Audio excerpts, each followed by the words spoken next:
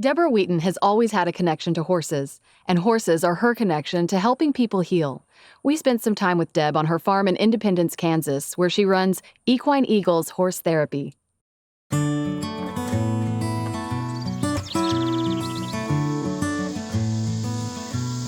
My dad would go out and then he'd say, okay, let's go out. And he would make a down payment on a car and then give us the payment book and make us, pay it out. So we would learn that responsibility.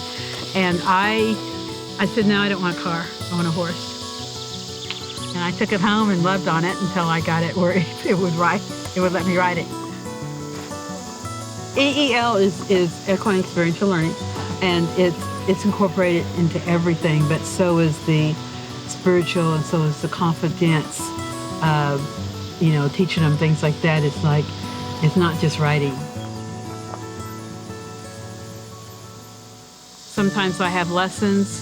I work with people that have been abused. I work with teenagers that have been in the past suicidal, ADHD, anything like that, or somebody that doesn't have any confidence. I get those people. I'm teaching them about horses, but I'm teaching them about themselves through the horses. I tell them my job is to teach you to think outside the box. You're thinking and you're in this cycle. My job is to teach you to get off the merry-go-round and get off the cycle and learn to respond, not to react. God just has always had it in my heart, and it just keeps evolving into different things. I started Equine Eagles in 1995. I was doing human resources, and I was taking a class, and this lady was talking about therapeutic riding. And I was like, what is that? Because I'd read about it in one of my horse magazines, but I'd never seen it in real life. And she said she volunteered at a place that was pretty close. And so I signed up as a volunteer because I was fascinated in how would you use horses with therapy for people, to help people. And so I started out being a horse leader in the spring, and by that fall, they had me teaching the classes. And then I started studying more of the therapeutic stuff and became a certified therapeutic riding instructor. One of the things we do, there's several different ways to do it, is just take people out in the pasture, and they're either drawn to one or two horses, or one or two horses are really drawn to them. And it's very noticeable, you can tell.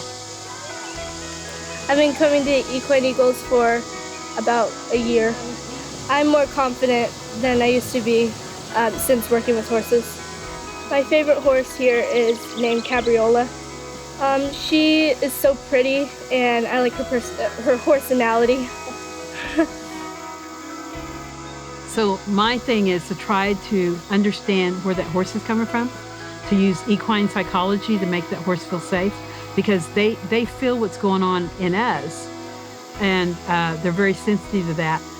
So I look at it from the horse's point of view, and I get a lot of wounded horses, and then you put them with wounded people, and then you get healing for both of them. One lady came and was drawn to it, and I asked people not to tell me anything about themselves before their sessions, because I wanted God to get all the credit for it. And so I asked them not to tell me. I learned a lot about myself. I dealt with a lot of baggage from my past, child abuse, generational abuse, and I learned how to forgive, be more confident, and just work on my relationships with people, and the animals came along with that. And I was more sensitive, more in tune with people. I wasn't... Because of the work with horses. Yes, they made me more sensitive to others, and to where I wasn't bulldozing over the top of them with my big personality, and it had to be my way, and I was bossy, and the horses have taught me self-control. What I enjoy most is watching people's life change, watching the light bulb come on, and also being able to give the horses the life that God created for them to have.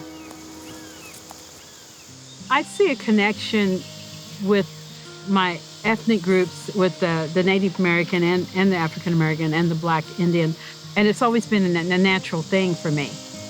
So The Native American part of my heritage is about persecution. The African American part of my heritage is about persecution. The Caucasian part is about the persecutor. So it was real interesting to me that within my DNA there was all this turmoil. And in our history of our family, there was a lot of turmoil. That's Grandpa. Oh, there's Lottie. Lottie. There's Earl E. This is your dad. Mm-hmm. When he was 6 months old.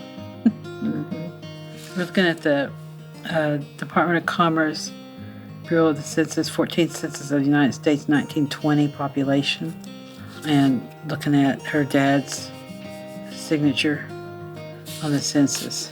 And then we were looking at the Cherokee Freedmen roll of the 5 civilized tribes. And then the final Freedmen census card. More so, I think, as we got older, we were more proud of our heritage. My mother's mother was white, and then there's white, black, and Cherokee is what we are. I remember we had to get a bunch of death certificates and birth certificates, and we went to Tahlequah. Mm-hmm. Presented those and started the process of getting our registration.